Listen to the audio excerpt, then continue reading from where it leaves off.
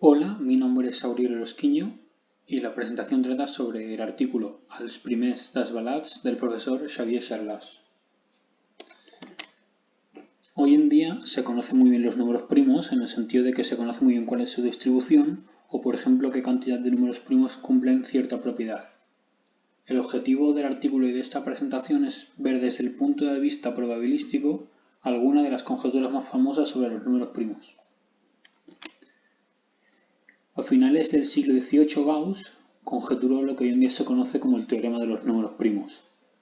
Si denotamos por pi de n la cantidad de números primos que hay menores o igual a n, entonces el límite de esta función entre esta función es 1 cuando n tiende a infinito. Este teorema fue demostrado en este mismo año por estos dos matemáticos de forma independiente.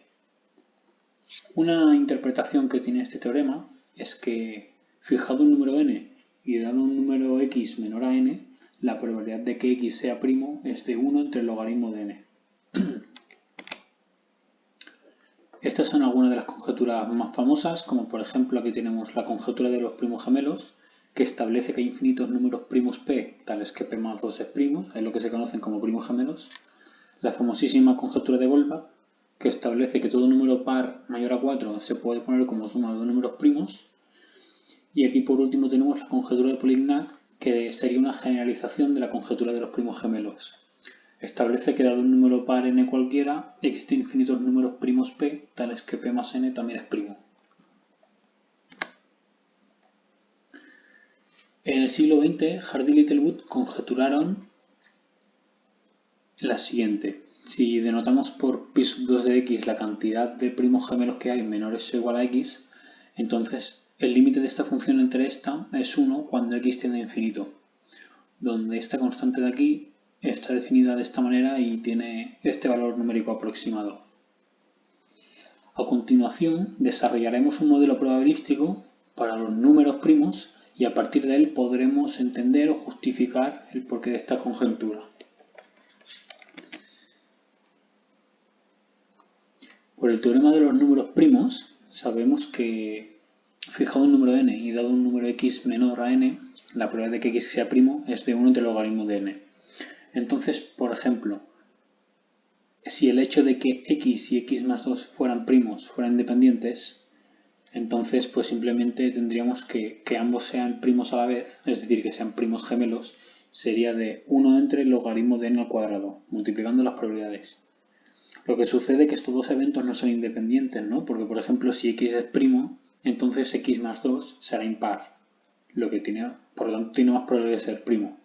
Además, por ejemplo, si x fuera congruente con 1 módulo 3, entonces x más 2 sería múltiplo de 3. Lo que haremos será desarrollar un modelo probabilístico que tenga en cuenta estas situaciones y luego con una pequeña corrección podremos encontrar el porqué de la conjetura. Claro, un modelo muy sencillo podría ser que si un número es primo con una probabilidad de 0 si es par, y en caso contrario, es decir, si es impar, la probabilidad de que sea primo es de 2 entre el logaritmo de n, es el doble de probable. O también podemos decir que si es múltiplo de 3 tiene probabilidad 0 de ser primo, y en caso contrario tiene probabilidad de 3 medios de ser primo.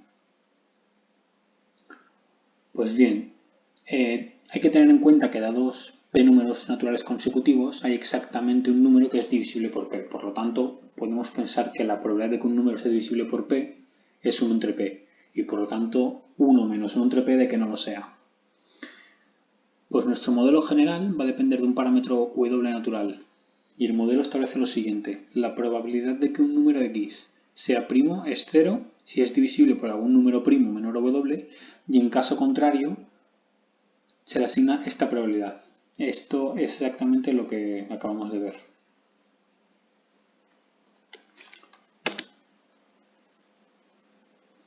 Pues bien, teniendo en cuenta el modelo anterior y multiplicando por sí mismo la probabilidad, encontramos la siguiente igualdad.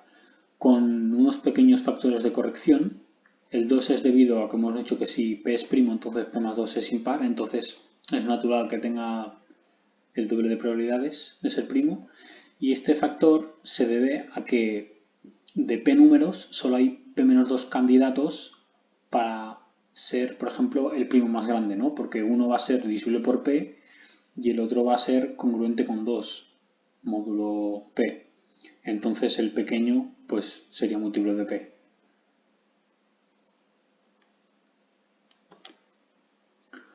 Pues haciendo el límite cuando p lo tiende a infinito y operando, obtenemos que efectivamente lo que habíamos visto en el diapositivo anterior coincide con la constante de la conjetura de Hardy-Littlewood y por lo tanto la conjetura de Hardy-Littlewood establece lo que acaba de predecir nuestro modelo.